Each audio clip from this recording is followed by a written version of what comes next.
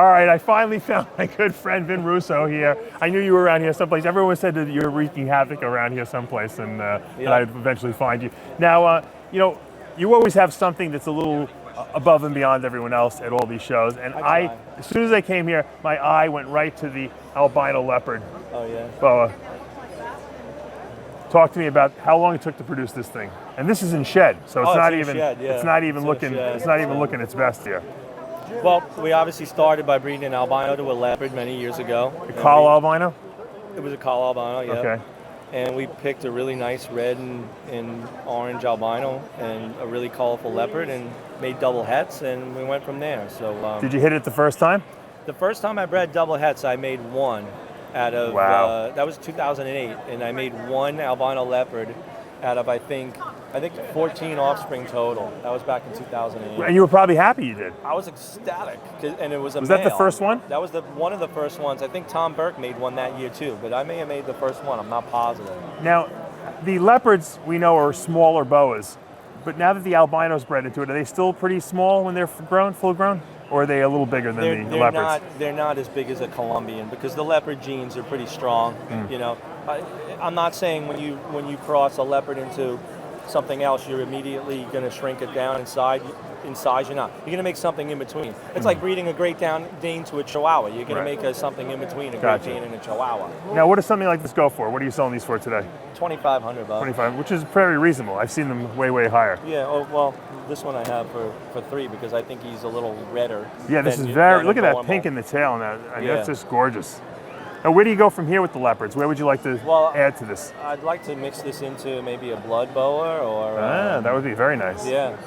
We'll see. Triple hats. Yeah. Now, show me the, talking about blood boas, you got some patternless, super hypo bloods that are just outstanding looking. I mean, how do you produce a patternless? Was that a mistake or was it The patternless popped up in a litter of hypo bloods that had striping in the tail. Let me show you one with the striping in the tail. And I actually bought some striped tail blood boas from you, hypo blood boas. Here's one here with striping in the tail. So if it's got the stripes and you breed the two striped boas together, you got this guy? That's what I've gotten, and I've done it a few times, so it didn't just happen once. So amazing. You look at that striped tail. So these striped-tailed ones, when bred to each other, we're making these patternless. Now, why is this guy like more of a grayish color? This is an anaerothristic version of this. So this is a super hypo, type 2 anaerothristic. That means no red. Right, patternless blood boa. That's very cool. It's an oxymoron to say it's an anaerothristic blood boa. Yeah, it is pretty. Yeah, because you're saying it's a it's a bloodless blood boa. Yeah, exactly. So. Now, what do you do with this once you go from there? I don't know. This I'd call the typo negative. I like that. That's right. There you go. Typo negative, because some people call the hypo bloods plasmas. Is this the first one? No, I made one last year too from the same but were you the first one? Yeah, definitely. There's only 2 in the world. And that's crazy. That is great. It's a bloodless blood python. Bloodless blood boa. Yeah. Boa. Excuse me. Yeah. I almost slipped up. Now, one other thing I thought, you got a great amount of cool snakes here, but I looked at this wallet. You told me that you make snakeskin wallets, and I said, this is amazing. And it turns out that this is one of your pets that died. Exactly. And you've preserved it for eternity. No animals were harmed in this video. No. You preserved this for eternity. Right. Tell me how you did this. I had a snake for about 20 years, and it was a constrictor, a big one, and it passed away. And I figured, you know what? Why let this whole thing go to waste? Right. So I learned how to skin it. And the story is it never bred for you. It never bred, yeah. So.